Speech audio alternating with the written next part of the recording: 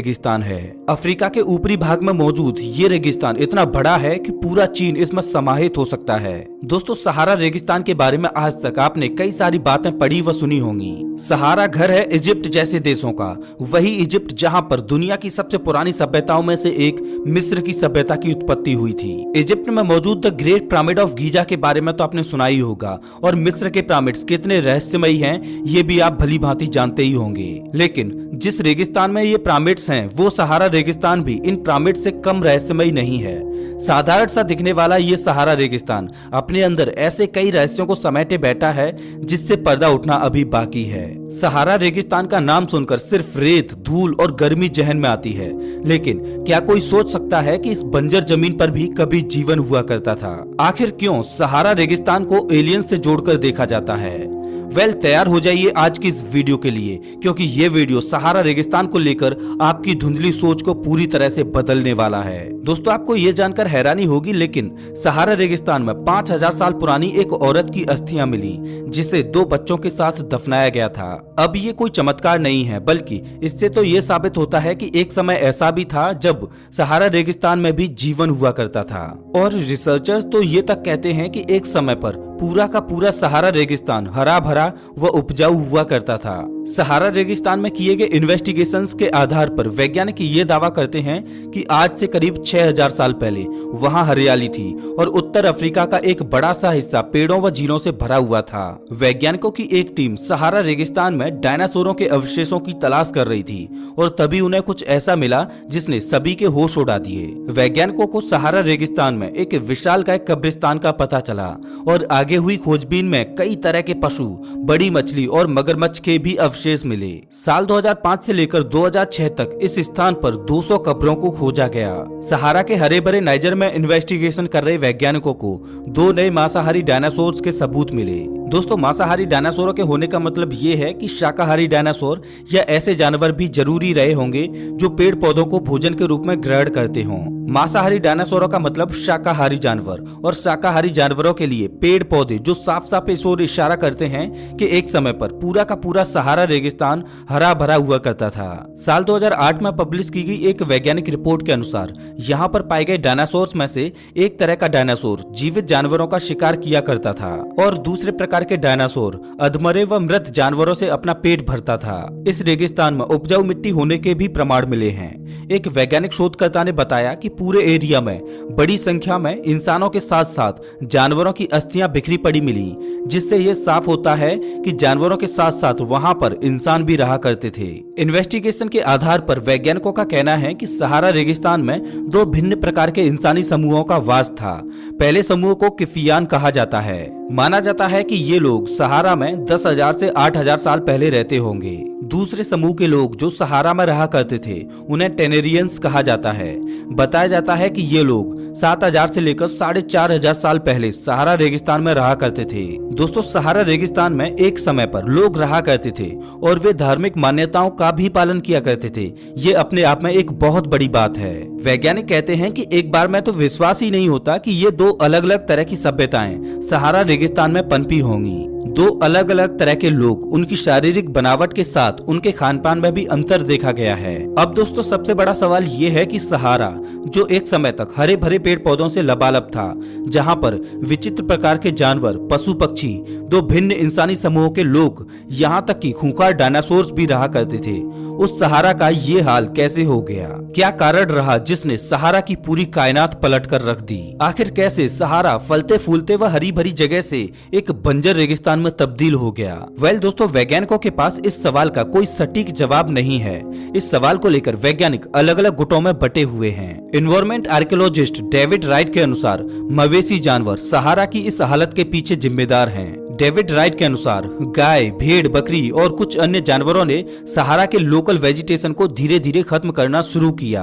पेड़ पौधे समय के साथ खत्म होते गए और बारिश में एक भारी कमी देखी गई। मिट्टी जो एक वक्त उपजाऊ थी वो रेतीली होती चली गई और पूरे सहारा में सूखा पड़ने लगा। सूखा ने धीरे धीरे करके सहारा रेगिस्तान में बची कुची जितनी भी वेजिटेशन थी उन सबको खत्म कर दिया और यहीं से हरे भरे सहारा के अंत की शुरुआत हुई।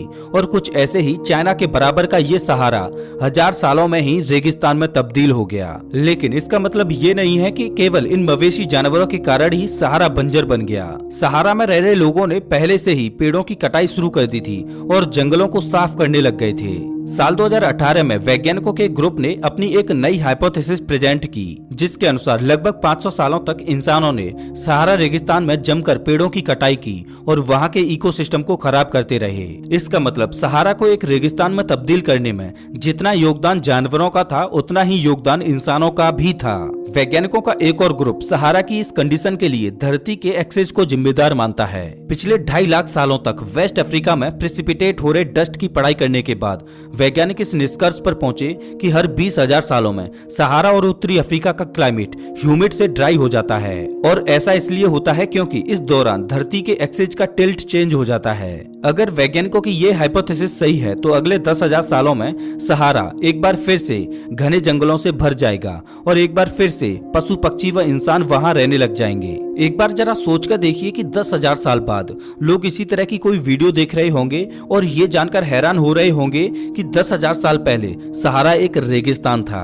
खैर ऐसा होता है या नहीं ये तो भविष्य ही बताएगा। अब अगर मौजूदा समय की बात करें तो सहारा एक बंजर जमीन से ज्यादा और कुछ भी नहीं है और ऊपर से देखने में तो ऐसा लगता है कि यहाँ पर पानी का कोई नामो निशान नहीं है। लेकिन दोस्तों सहारा अपने अंदर पानी का खजाना छुपाए बैठा है। इस रेगिस्तान में मौजूद देश जैसे कि इजिप्ट, लीबिया, सूडान और चैड के नीचे इतना सारा पानी मौजूद है कि ये इन सारे देशों की टेरिटरीज को 75 मीटर पानी के लेयर से ढक सकता है। रिसर्च बताती है कि जमीन के अंदर का ये पानी 1 लाख से 10 लाख साल पुराना हो सकता है। सहारा के इस रीजन के अंदर इतना सारा पानी है कि ये अफ्रीका के अधिकतर देशों की वाटर डिमांड्स को पूरा कर सकता है और फ्रेश वाटर की दिक्कत को हमेशा के लिए खत्म कर सकता है। लेकिन इस पानी को अंडरग्राउंड से निकाल पाना बहुत कठिन है। इस समय तक केवल लीबिया ही इस पानी का प्रयोग कर पाया है। वहीं बाकी अन्य देश रिसर्च किए जा रहे हैं इस वाटर को एक्सट्रैक्ट करने के लिए। दोस्तों सहारा रेगिस्तान में एक ऐसा स्ट्रक्चर मौजूद है जो अक्सर सुर्खियों में बना रहता है और ये स्ट्रक्चर है सहारा की आंख। अब दोस्तों ये आंख इंसानी आंख की तरह तो देख नहीं सकती, लेकिन सहारा रेगिस्तान में एक ऐसी कलाकृति मौजूद है जो हूबहू इंसान की आंख की तरह दिखाई देती है। इस आंख जैसे दिखाई देने वाले स्ट्रक्चर को द रिचेट स्ट्रक्चर के नाम से भी जाना जाता है। ये रिचेट स्ट्रक्चर सहारा के मोरिटियाना नामक एक जगह पर मौजूद है और ये 40 किलोमीटर के दायरे में फैला हुआ है। दोस्तों सहारा की ये आंख अपने अंदर कई रहस्यों को समेटे बैठी है और यही कारण है इसके इतने चर्चा में होने का। सहारा की इस आंख की एक खासियत ये है कि ये स्ट्रक्चर केवल आसमान से ही नहीं बल्कि अंतरिक्ष से भी दिखाई देता है। इस आंख जैसी आकृति की सबसे पहली फोटोग्राफ 1960 के दशक में जेमिनी स्पेसक्राफ्ट के एस्ट्रोनॉट्स द्वारा ली गई थी। बाद में दूसरे सैटेलाइट से इस आंख की तस्वीर खींची गई, जिससे इस स्ट्रक्चर के बारे में वैज्ञानिकों को कई अन्य चीजों का पता चला। शुरुआत में वैज्ञानिकों को यह लगता था कि सहारा की इस आंख जैसी कलाकृति का निर्माण तब हुआ होगा जब एक एस्ट्रॉयड सहारा के इस जगह से टकराया होगा। लेकिन बाद में जब इस स्ट्रक्चर में मौजूद पत्थरों की और पढ़ाई की गई तब पता चला कि ये स्ट्रक्चर किसी एस्ट्रॉयड के टकराव से नहीं बन सकता। इस स्ट्रक्चर की जैसी बनावट है वैसी बनावट इंसानों द्वारा बना पाना असंभव है और इसी कारण कई लोगों का मानना है कि ये स्ट्रक्चर एलियंस ने बनाया होगा। सहारा की इस आंख को हमेशा से ही एलियंस से जोड़कर देखा जाता है और ऐसा होना लाजमी भी है। जिस भी चीज को हम एक्सप्लोर नहीं कर पाते उसे अक्सर एलियन से जोड़कर देखने लग जाते हैं। लेकिन क्या इस स्ट्रक्चर को सच में एलियंस ने ही बनाया है? चाहे कुछ भी हो, इस बात की संभावना ना के बराबर ही है। तो सवाल अभी भी वहीं का वहीं है, कैसे बना ये स्ट्रक्चर? कुछ वैज्ञानिकों के अनुसार आज से कुछ लाख साल पहले जब सहारा का ये पार्ट समुद्रों से घिरा था तब ज्वालामुखी विस्फोटक के कारण इस स्ट्रक्चर की रचना हुई। बताया जाता है कि ज्वालामुखी विस्फोट के बाद निकलने वाले लावा के साथ कुछ नेचुरल फिनोमिनाज हुए जिसने इस स्ट्रक्चर की नींव रखी। जब लावा ठंडा हुआ तो कई सारे पत्थर यहाँ पर इकट्ठे हुए और समय के साथ लावा और बाकी अन्य चीजें सर्कुलर शेप में ढलती गईं और अंततः इसकी आंख का निर्माण हुआ। स्ट्रक्चर में मिले पत्थर इसके निर्माण के बारे में बहुत कुछ बताते हैं। इन पुराने पत्थरों पर की गई रिसर्च के बाद वैज्ञानिक कहते हैं कि इस स्ट्रक्चर का निर्माण तब से ही शुरू हो गया था जब पेंजिया कॉन्टिनेंट आइलैंड टूटना शुरू हुआ था। दोस्तों सहारा की ये आंख एक पॉपुलर टूरिस्ट डेस्टिनेशन भी है। हर साल हजारों की संख्या में दुनिया भर से लोग इस आंख को देखने आते हैं। अब हाँ, ये एक आरामदायक ट्रिप तो नहीं है, लेकिन सहारा की आंख को